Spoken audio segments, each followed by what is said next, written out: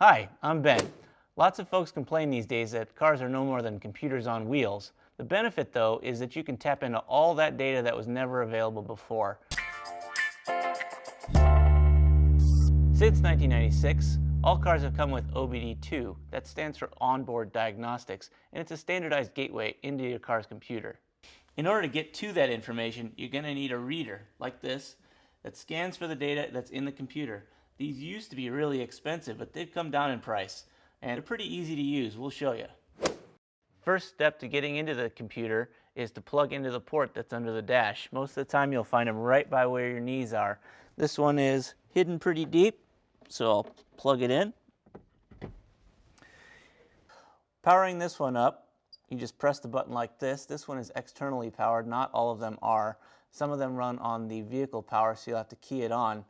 This one I can configure to get the manufacturer's codes as well, which are a little bit different than the standard OBD2 codes.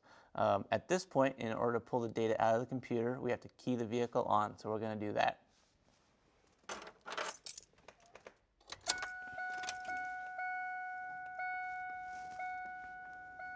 The check engine light on this car is on, so we're going to now scan the car to find out what the problem is. Press scan here, follow the directions on the screen, and now it's talking. It's a really easy process. You just wait for the computer to do its work. So now it's talking to us and telling us what's wrong, and now the scan has been successful and we can go in and figure everything out now. All of these scanners are different. This one's a little bit more complicated than the normal, but it's got a variety of selections here in this main menu. We're going to get the trouble code, so we'll go down and select frame number 3 and get the trouble codes. And it tells us that we've got exhaust gas recirculation flow insufficient, the system 2 lean. That means our oxygen sensors on the engine are reading too lean. Same with the other side of the engine. So that tells us we've got a little bit of an issue with the way that the fuel system is detecting or the way that it's working. So generally, all of these codes have the same meaning across all brands. But in order to get a good read on exactly what's going on with your car, it's probably best these days to take this code along with your make and model and actually do an internet search. It'll point you in the right direction. And really, that's the best thing that these pulling codes can do for you. Whenever you pull a code like the oxygen sensor is failing, don't just throw an oxygen sensor on. It might be parts upstream, might be parts totally unrelated to that. It takes a little bit of detective work and testing. So these things used to be wildly expensive, but they've come down in price a lot. You can actually go rent them at your auto parts store. But they're so simple and so easy to use that everybody should probably get a little bit more familiar with them, at least if you're a car guy. Custom-made scan tools like this one used to be the only way to do this job. Now they make apps for it. This is really cool.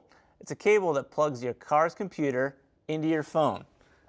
So just like with the scanner, you plug it into the OBD2 port, then plug this into your phone. Now you can launch the app. Now that you've got your phone hooked up, you can clear lights, you can check out what's wrong with your car. Or let's say you've got something silly, like the gas cap is loose. That'll throw a code.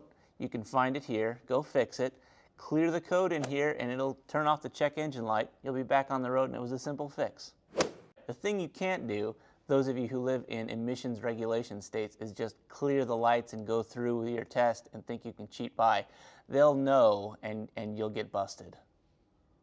So the cool thing about the smartphone system is that A, you can't mess up the car. You can't mess up the car with OBD2 at all. You're just reading codes. B, you can do all kinds of really powerful stuff. You can log data, you can watch the engine performance as it's going. Heck, they've even got a Bluetooth dongle, so you can always have this thing hooked up to the car. If you're a car geek, this is really the way to go. If you have any questions about this job, leave them in the comment section or shoot me an email. We'll try to set them up in a video chat.